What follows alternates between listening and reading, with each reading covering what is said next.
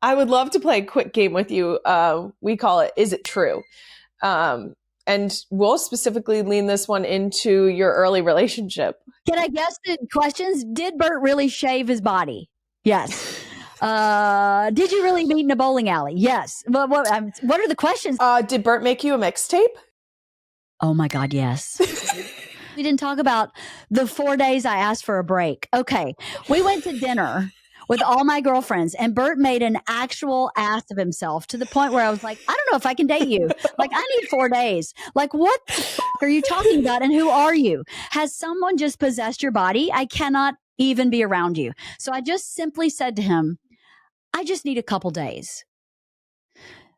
Dude stopped eating, started drinking Slim Fast, and showering all day and crying in the shower.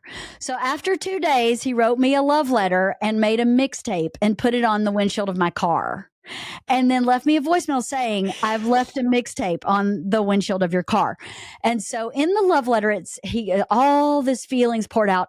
And then in some part of the letter, he was like, track 8 is exactly how I feel. Now, my question is, why was it track 8? Did he need me to understand 1 through 7 before I got to 8? Was this like a preamble? 1 through 7 was the soundtrack you were supposed to be listening to while you read the beginning. I guess. I don't know. But I was like, why so complicated? Just put it to number 1. So I listened to track 8, and it was so clearly an apology for his behavior. It was a Coldplay song called Warning Signs. And if I play it today, he will immediately start sobbing because it triggers the 4 days that I left him, right? That he suffered drinking Slim Fast, waiting for me to return.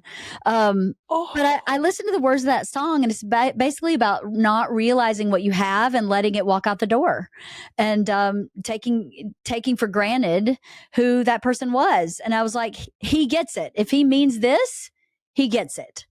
So I go back to his apartment, and he like fell on his knees and started sobbing and all this histrionics about me coming back. And yeah, he left a mixtape on my windshield, but for the 4 days that I needed some space because he was an asshole to my girlfriends. Yeah. I guess it is true. That's true. Is it true that you guys do a date night once a week? No. We don't do it once a week, but we are actively dating each other, which looks a little different than a date night.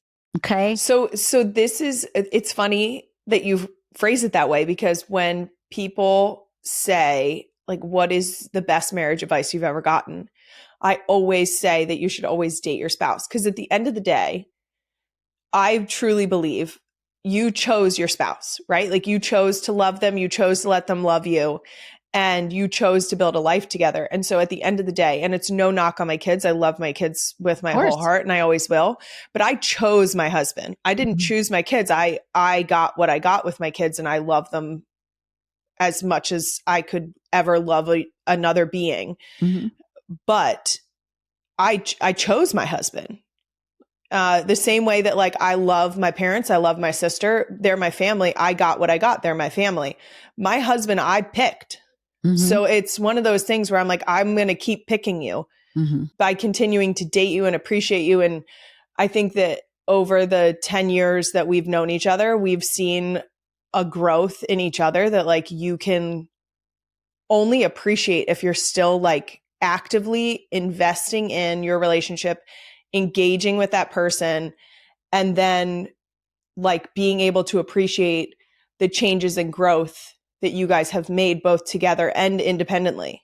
And I think that that's all of the dating, right? Like, that's what you do when you date someone. You get to know them, and you get to, like, appreciate who they are and learn about them. And I'm still learning my husband all the time. Like, I know who he is as a person, right? But I love learning him as he's continued throughout his career, throughout, like, just getting older, becoming a dad. Like, it's fascinating. And I love it. And the thing about me and Bert, we as empty nesters, we've had the amazing experience of kind of reconnecting. We feel like we're dating again. It just confirmed how right we were 24 years ago to fall in love, because we are best friends who are also very attracted to each other. But you can be attracted to somebody and not want to have a conversation with them. Absolutely. He's the first person I want to talk to. He's the first person I want to ask when I have a problem. He's the first person I want to tell when something amazing happens. And that has never changed. Even when we weren't getting along, so there were periods of time when we just were like not getting along. He still was my person. I mean, we say that all the time. You're just my person. I just wish for everybody on the planet that they could find their person. So there's nothing more fulfilling, not only in a relationship, but in yourself, to have someone look at you at warts and all again and say, you're my person forever. Ride or die, and really believe it and feel that in return for that person. I feel like I don't know how we were smart enough to recognize it in each other and act on it.